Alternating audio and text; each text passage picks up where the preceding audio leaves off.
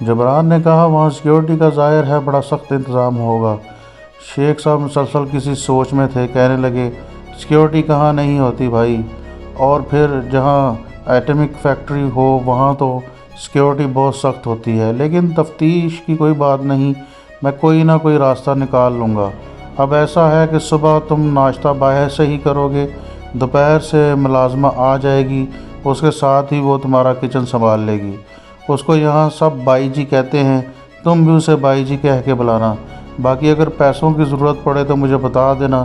عمران نے کہا ابھی ہمارے پاس پیسے ہیں، ضرورت پڑی تو آپ کو بتا دیں گے، لیکن جلد از جلد مہا شکتی ایٹمی فیکٹری کا مشاہدہ بہت ضروری ہے۔ اس کا جلد سے جلد بندوبست ہو جانا چاہیے، کیونکہ ہماری اطلاع کے مطابق بھارت کے ایٹم بم چلانے والے نیوٹرن آکسائڈ پر کام شروع ہو چکا ہے۔ شیخ صاحب بولے جتنی تمہیں فکر ہے اس سے زیادہ مجھے فکر ہے۔ اگر بھارت ایٹم بم چلانے والے کیمیائی مواد تیار کر لیتا ہے تو وہ ایٹمی دوڑ میں ہم سے آگے نکل جائے گا۔ اس فیکٹری کا اس کیمیائی مواد کے تیار ہونے سے پہلے تباہ ہونا بہت ضروری ہے۔ میں تمہیں کل آ کر کوئی اچھی خبر سناؤں گا۔ اب میں چلتا ہوں۔ شیخ صاحب چلے گئے۔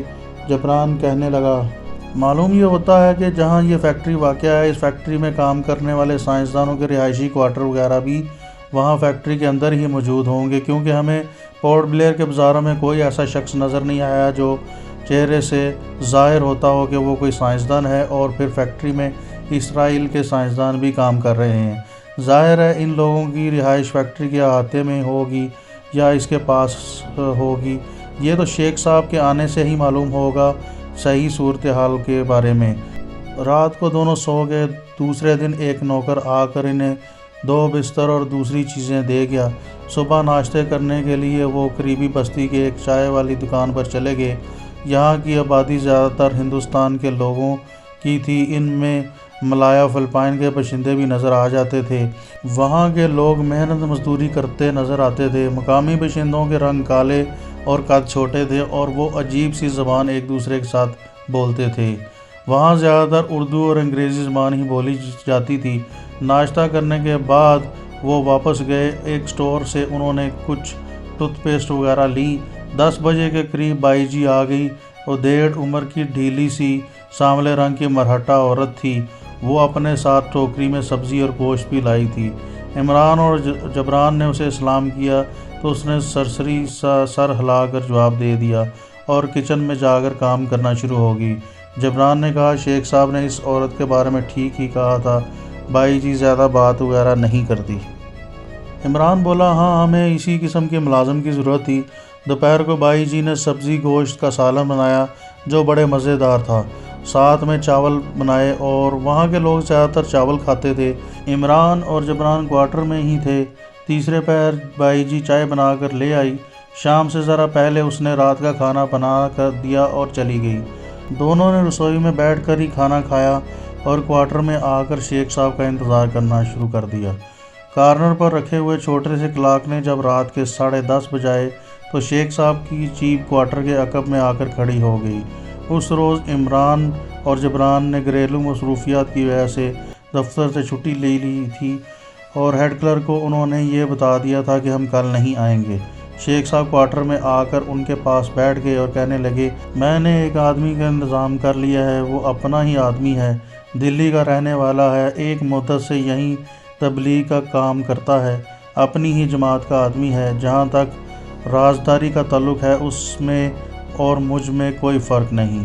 اس کا نام جان احمد ہے، وہ اس جزیرے کے تمام علاقوں سے واقف ہے، بھارت میں مہا شکتی فیکٹری کے سارے حدود و عربے سے واقف ہے۔ سب سے بڑی بات یہ ہے کہ وہ 1-2 بار فیکٹری کے اندر بھی سوکھے راشن اور سبزیوں کی سپلائی کے سلسلے میں جا چکا ہے۔ وہ کل دوپہر کے بعد جب تم دفتر سے واپس آ چکے ہوگے تمہارے پاس آ جائے گا اور تمہیں سب کچھ بتا دے گا کہ کس طرح فیکٹری کے مشاہدے کو جانا چاہیے۔ وہ جس طرح کہے اسی طرح کرنا۔ شیخ صاحب کچھ دیر اور بیٹھے، اس کے بعد وہ واپس چلے گئے، اور جاتے ہوئے انہوں نے کہا کہ میرا رات کو بار بار یہاں آنا ٹھیک نہیں، احمد جان تمہیں اپنا پتہ بتا دے گا۔ اس کے بعد وہ اپنے گھر کی طرف روانہ ہو گئے۔ 4 بجے کے قریب احمد خان صاحب آ گئے۔ شرعی داڑھی، سانولی رنگت، عمر سے زیادہ 35 برس، پاجامہ وغیرہ پہنا ہوا تھا، گلے میں تھیلا لٹکا ہوا تھا۔ شیخ صاحب نے ہماری تصویریں ان کو دکھا دی تھی۔ انہوں نے آتے ہی ہمیں گور کر دیکھا، پھر السلام علیکم کہہ کے ہاتھ ملایا اور بولے، تم میں سے عمران کون ہے اور جبران کون ہے؟ دونوں نے احمد جان سے اپنا اپنا تعارف کرایا۔ وہ کمرے کی چارپائی میں آ کر بیٹھ گئے اور کہنے لگے، مہاشکتی فیکٹری کے اندر اور باہر دونوں جگہوں پر سیکیورٹی کا اس قدر زبردست انتظام ہے کہ بلا مغالطہ وہاں پر چڑیا بھی پر نہیں مار سکتی۔ عمران نے کہا، لیکن احمد خان صاحب، ہمیں ہر حالت میں اس کا محل وقوع دیکھنا ہے۔ احمد صاحب بولے، آپ کو یہ کہنے کی ضرورت نہیں، میں آپ کے مشن کی نوعیت سے واقف ہوں۔ مجھے معلوم ہے کہ جب تک آپ مشاہدہ نہیں کریں گے آپ اگلا قدم نہیں اٹھائیں گے۔ میں اسی لیے آپ کے پاس آیا ہوں۔ شیخ صاحب نے بھی مجھے اسی مقصد کے لیے یہاں بھیجا ہے۔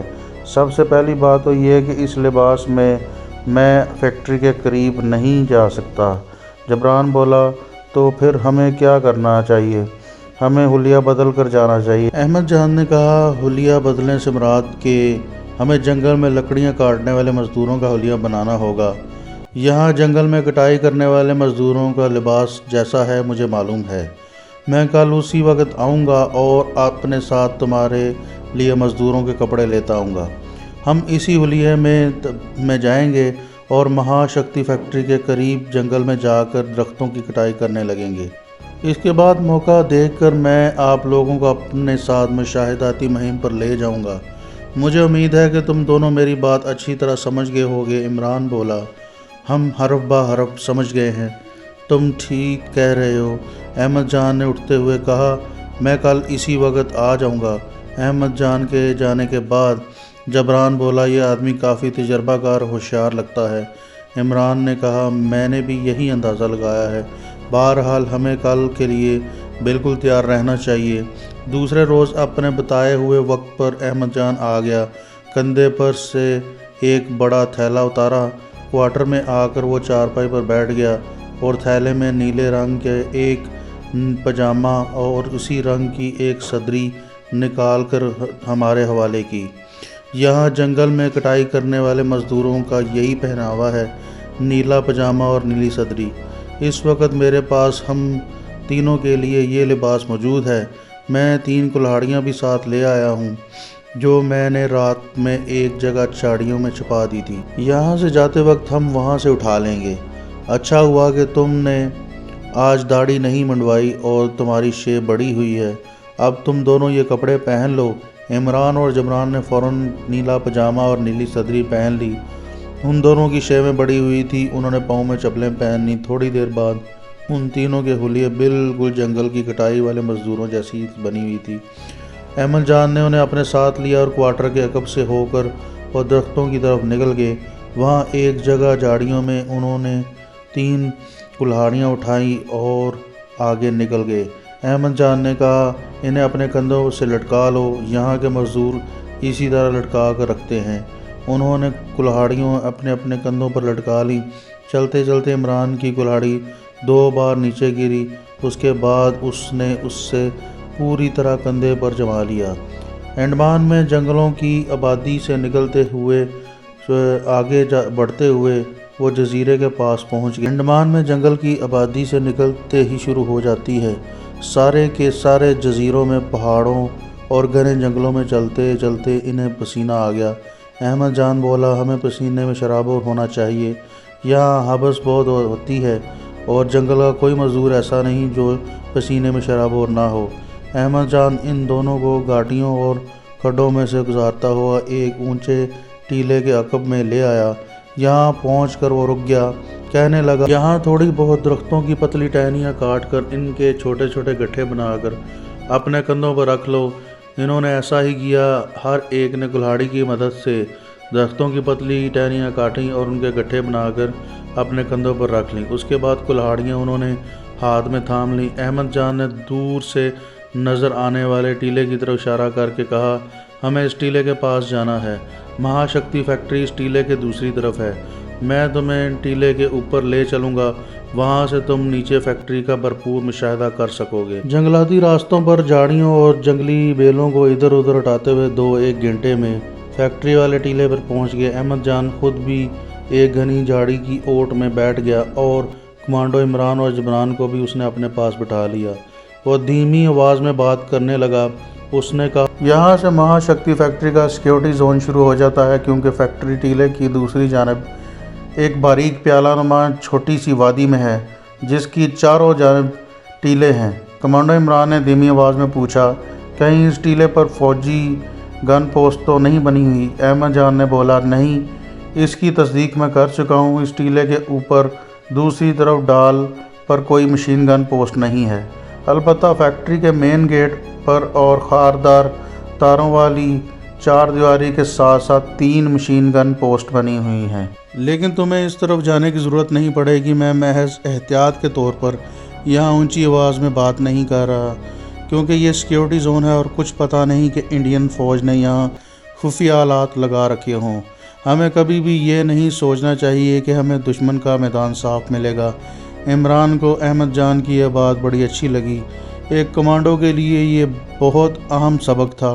کمانڈو جبران نے احمد جان سے سوال کیا، فیکٹری کے ارد گرد جو خاردار باڑ لگی ہوئی ہے، اس کی کیا صورتحال ہے؟ کیا اس میں برقی رو دوڑتی ہے؟ احمد جان نے کہا، میری معلومات کے مطابق خاردار باڑ کی دیوار میں نیچے کے 10 اور اوپر کے 10 تاروں میں برقی رو دن رات دوڑتی ہے۔ چنانچہ آپ لوگ اس بات کو بھول جائیں کہ آپ خاردار تار کو کاٹ کر فیکٹری میں چلے جائیں گے۔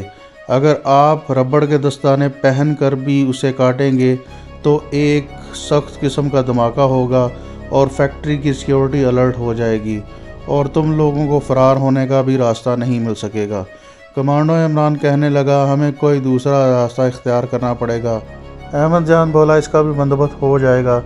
ابھی تو آپ لوگ میرے ساتھ ٹیلے کے اوپر چڑھ کر فیکٹری کا مشاہدہ کریں اور یہ دیکھ لیں کہ یہ کس مقام پر مشین گن کے مورچے بنے ہوئے ہیں، کون سی جگہ پر دن رات فوجی جوان پہرا دیتے ہیں۔ میرے پیچھے پیچھے آ جاؤ۔ رات کا اندھیرا چھا گیا تھا۔ ٹیلے کی ڈال جھاڑیوں اور لمبی گھاس سے ڈھکی ہوئی تھی۔ کہیں کہیں اندھیرے میں چھتری دار درختوں کے خاکے نظر آ رہے تھے۔ ان کے گائیڈ احمد جان نے ٹیلے کی چوٹی پر جانے کا ایک محفوظ مگر ذرا لمبا راستہ اختیار کیا۔ ایک دوسرے کے آگے پیچھے بڑی احتیاط سے قدم اٹھاتے ہوئے وہ ٹیلے کی چوٹی پر پہنچ گئے۔ چوٹی پر آتے ہی احمد جان کے ساتھ کمانڈو عمران اور جبران بھی پہنچ گئے۔ احمد جان نے ٹیلے کی طرف دیکھا اور اشارہ کیا۔ عمران اور جبران نے دوسری طرف جھک کر دیکھا۔ ٹیلے کی ڈھلان جہاں ختم ہوتی تھی وہاں 3-4 بتیاں روشن تھیں۔ یہ روشنیاں خاردار تار کے کھمبوں کے اوپر لگے ہوئے بجلی کے کمکموں کی تھی۔ ایک پیالہ نما چھوٹی سی وادی میں 3 بیرکوں کی چھت دکھائی دے رہی تھی۔ یہ بیرکوں کے آگے کھمبے پر بلب کی روشنی لگے ہوئے تھے۔ وہاں کوئی ایسی چیز نہیں تھی جس سے یہ ثابت ہوتا کہ یہاں بھارت کی ایک بہت بڑی ایٹمی فیکٹری ہے۔ کمانڈو عمران نے احمد جان کو سرگوشی میں کہا، یہ فیکٹری لگتی نہیں۔ احمد جان نے کہا، سارا کام زمین کے نیچے تہہ خانوں میں ہوتا ہے، اوپر تو صرف دفتر بنے ہوئے ہیں۔ ایک جانب فیکٹری کا گیٹ ہے، وہاں بھی روشنیاں تھیں۔ اس روشنی میں کمانڈو عمران کو گیٹ کی بائیں جانب چبوترا سا نظر آیا۔ اس نے کمانڈو جبران کو وہ چبوترا دکھاتے ہوئے کہا، یہ مشین گن کا مورچہ ہو سکتا ہے۔ ایک اور بات کمانڈو عمران نے نوٹ کی کہ یہاں رات کے وقت کوئی پیٹرول پارٹی وغیرہ گشت نہیں لگاتی۔ جب اس نے اس کا ذکر کیا تو احمد جان بولا، اس کی ایک وجہ یہ بھی ہو سکتی ہے کہ بھارت کی اس فیکٹری کا انتظامیہ اور سیکیورٹی کو معلوم ہے کہ ایک تو یہ جگہ انڈیا سے ہزاروں میل دور ہے، دوسری یہ کہ یہ ایک جزیرہ ہے جہاں کوئی دہشت گرد بھی نہیں پہنچ سکتا۔ اس کے باوجود یہاں سیکیورٹی کا بڑا خطرناک انتظام کیا گیا ہے۔ کمانڈو عمران نے احمد جان سے کہا، آ جاؤ واپس چلتے ہیں، میں نے جو کچھ دیکھنا تھا دیکھ لیا۔ تینوں طویل اور خفیہ راستے سے ہوتے ہوئے کمانڈو عمران کے نئے ٹھکانے یعنی اس کے کوارٹر میں آ گئے۔ عمران نے احمد جان سے پوچھا، اب آپ کا کیا خیال ہے؟ کمانڈو عمران نے کہا کہ میں سمجھتا ہوں کہ فیکٹری کے اندر رات کے وقت جانا ممکن نہیں۔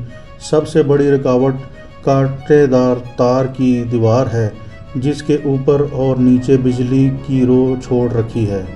کمانڈو جبران نے عمران کے خیال کی تائید کرتے ہوئے کہا، لیکن اس کے سوا اور کوئی دوسرا راستہ بھی نہیں۔ عمران بولا، کوئی دوسرا راستہ سوچنا پڑے گا، تلاش کرنا پڑے گا۔ یہاں احمد جان نے کہا، دوسرے راستے سے تمہارا کیا مطلب ہے؟ کمانڈو عمران نے کہا، دوسرے راستے سے مطلب یہ ہے کہ ہمیں کسی نہ کسی روپ سے یا حلیہ بدل کر فیکٹری کے اندر کام کرنے والوں کے طریقے سے فیکٹری میں داخل ہونا پڑے گا اور اپنے آپریشن کو انجام دینا پڑے گا۔ کمانڈو جبران بولا، ہمارے لیے یہ بالکل اجنبی جگہ ہے، اجنبی ماحول ہے۔ ہم فیکٹری میں کام کرنے والے سٹاف تو کیا کسی مزدور کی شکل سے بھی واقف نہیں۔ احمد جان کہنے لگا، مجھے 1-2 دن کی مہلت دو، میں کوئی نہ کوئی راستہ تلاش کر آؤں گا۔